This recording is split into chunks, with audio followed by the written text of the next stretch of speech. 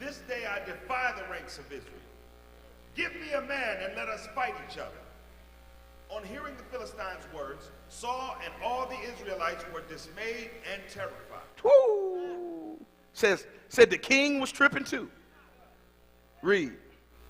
Now David was the son of the Ephrathite named Jesse, who was from Bethlehem in Judah. Jesse had 8 sons, and in Saul's time he was old and well advanced in years. That means he was a senior man. He was up in age. And it lets you know that Jesse, who was David's father, had 8 children. And David is the youngest of all of the boys. So there are 7 before him, and he's the 8th. 8 is the number of new beginning. 8 comes before 9. 9 is the number of finality. Old things passing away, behold, all things becoming new. You can find that in 1 Corinthians chapter 5, verse 17. And God even talks about the old wineskin and new wineskin. So what's about to happen is, it's about to be a new day. Because you're going to see the armies that had given the appearance of strength now are backing up because there was a giant in the land. It's kind of like me standing over and looking at the city of Detroit and saying, no, miracle city. No, life gonna come to the city. No, what am I? I'm speaking against all odds. I'm speaking against natural. I'm speaking against what can be seen. I'm speaking against what can be felt. I'm speaking against what can be heard. But it's not what I'm speaking that has power. It's who I'm speaking for. Okay. So let's follow this very carefully, because he's the 8th child. He's the 8th son. Read on. Jesse's 3 oldest sons had followed Saul to the war. The firstborn was Eliab, the second Abinadab, and the third Shammah. David was the youngest. The 3 oldest followed Saul, but David went back and forth from Saul to tend his father's sheep in Bethlehem.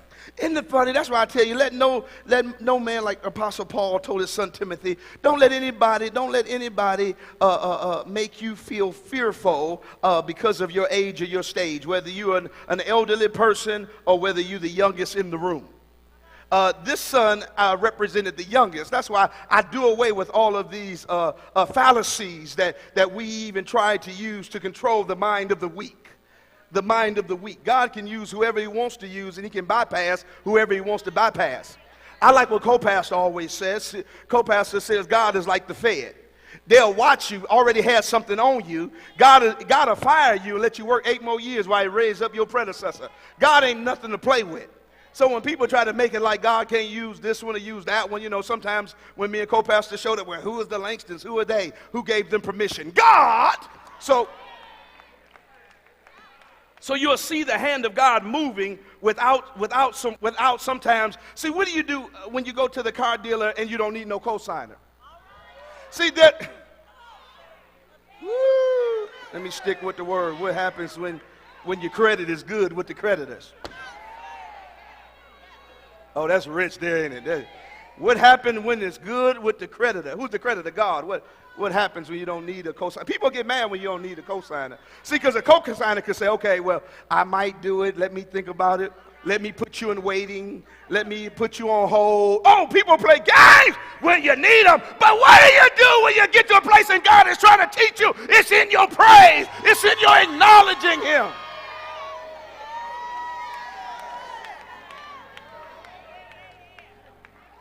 Say, Jesus went to the cross. He said, debt free, credit approved. Some pastors out there in TV land, bishops and prophets, leaders need to hear that. It's in your praise. They say it's in your connection. Yes, in your God connection, to connect the dots to the right people that won't control and manipulate, but they'll stimulate and push you beyond where God has called them to go so you can go ahead. Why? Because your mighty arrows, he's going to use David, because David's the youngest. Oh, this is good. Somebody say it's not contaminated. It ain't contaminated. Sit down. Go ahead, read. We're almost done. You getting anything this morning? Somebody holler out, be encouraged. Coming out of this one too.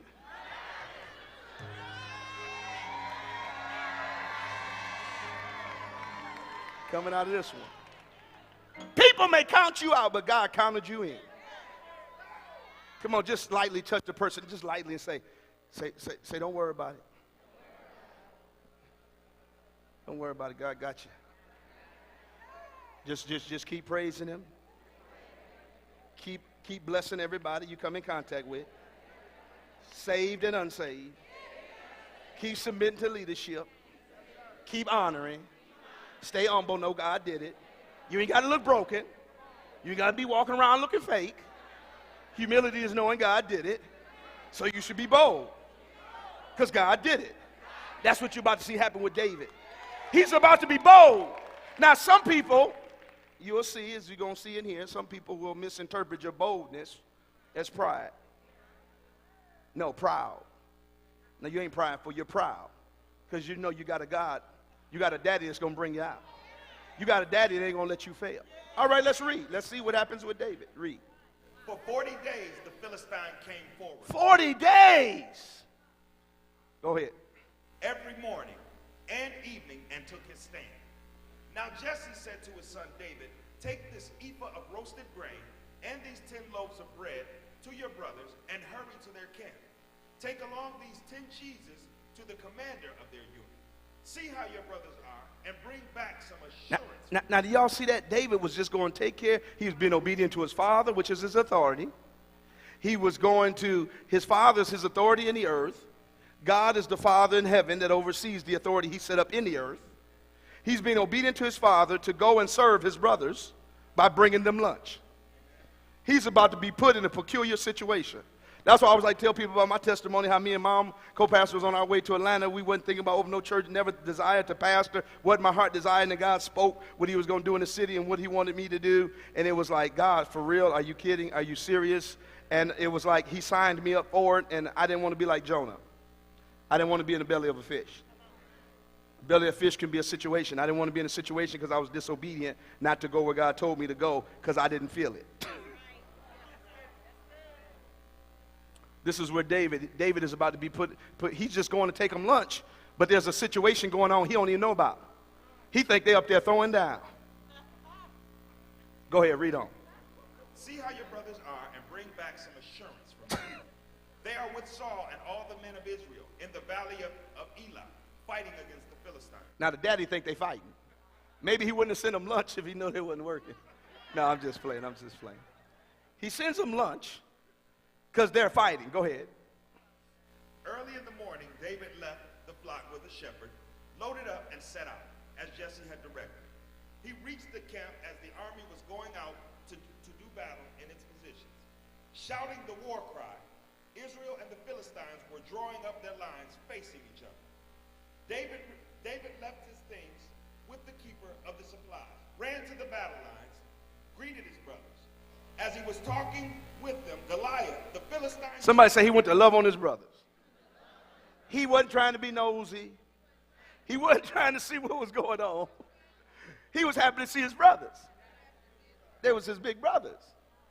And he ran to them to greet them, and he overheard a conversation. Read. As he was talking with them, Goliath, the Philistine champion from Gath, stepped out from the lines and shouted his usual defiance. He did this every day for 40 days.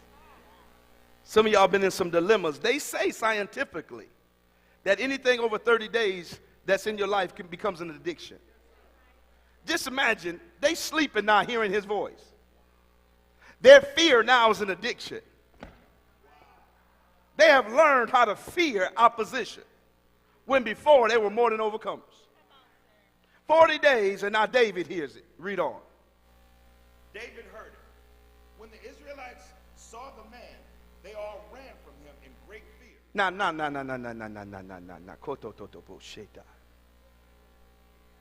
Nobody says anything. Everybody ran after they got through marching. You ever see somebody even march in church? Amen, this is the day the Lord has made.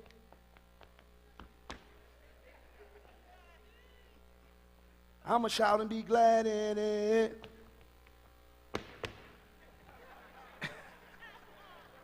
And then opposition comes. So this is what's happening. Did you just read the same thing? Okay, read that portion again, son. Make sure they heard it right.